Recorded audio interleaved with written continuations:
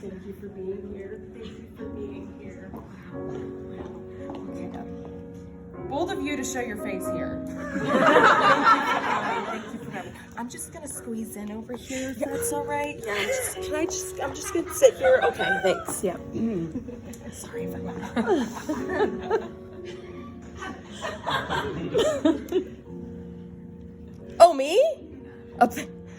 Okay, if you insist.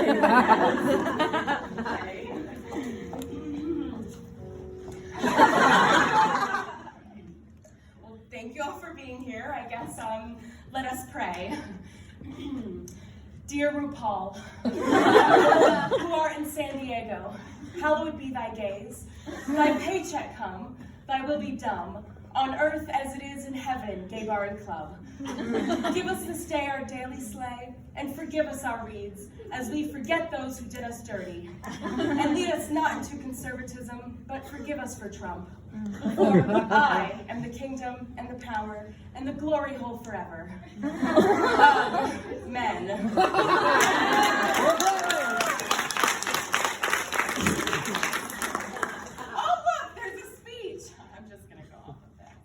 All right, thank you all for coming. Okay.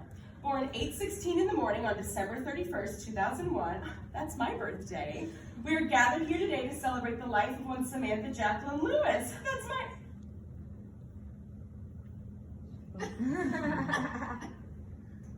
Just a second.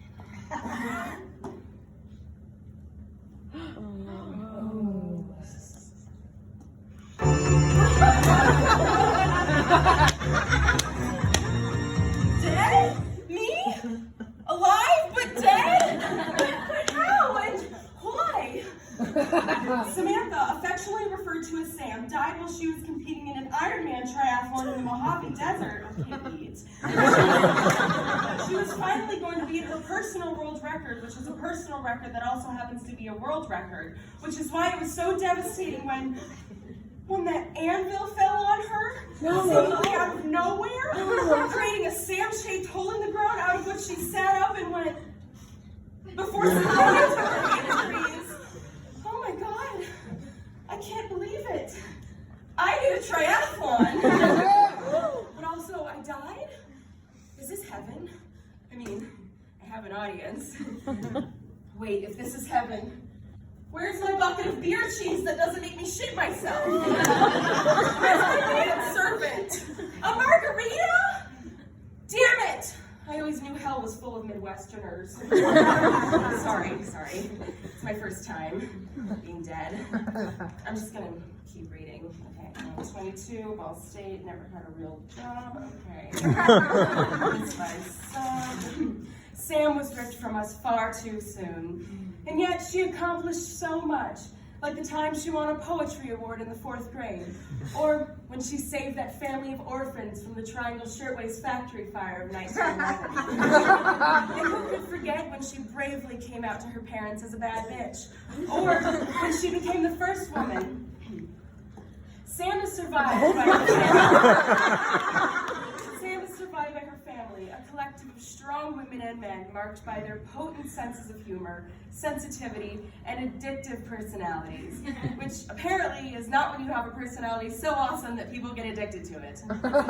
She is also survived by her friends, people like Cher, Barack Obama, and Carol. She will surely be missed most, however, by the United Nations and the Fortune 500, which is now the Fortune 499.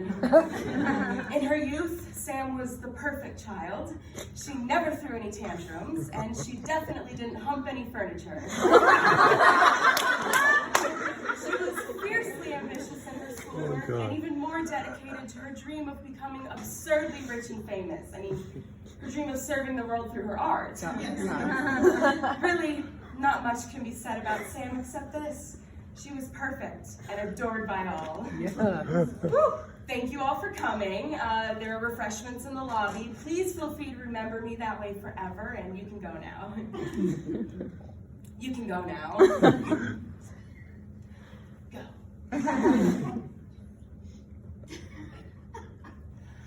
Okay, fine, you got me. I know this may come as a surprise, but not all of that was true. I wasn't a perfect child.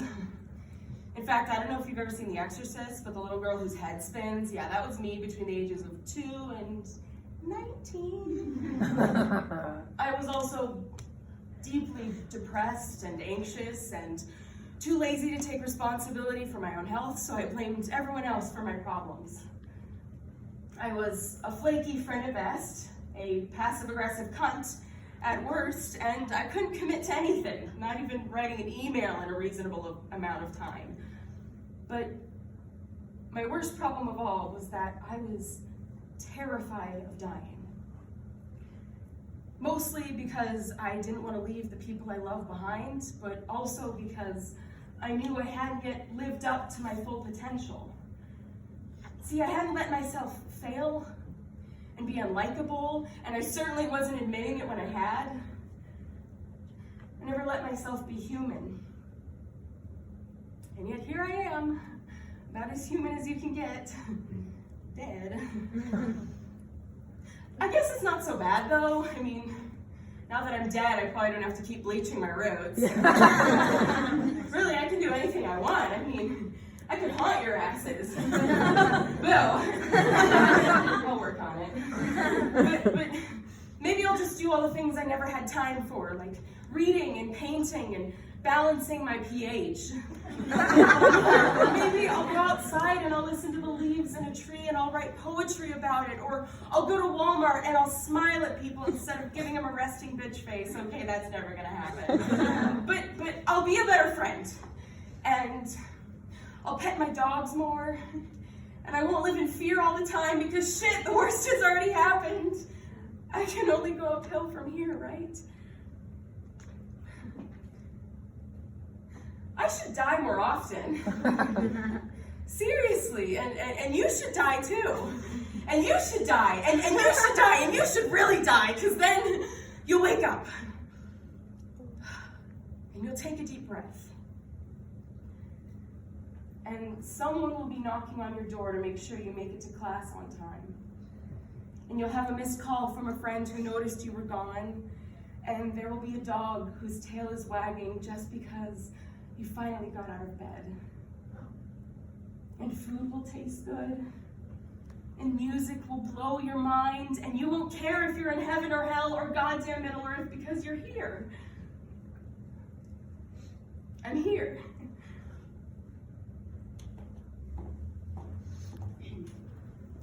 Behold, death becomes her. I've got to go. I've got some things I want to do.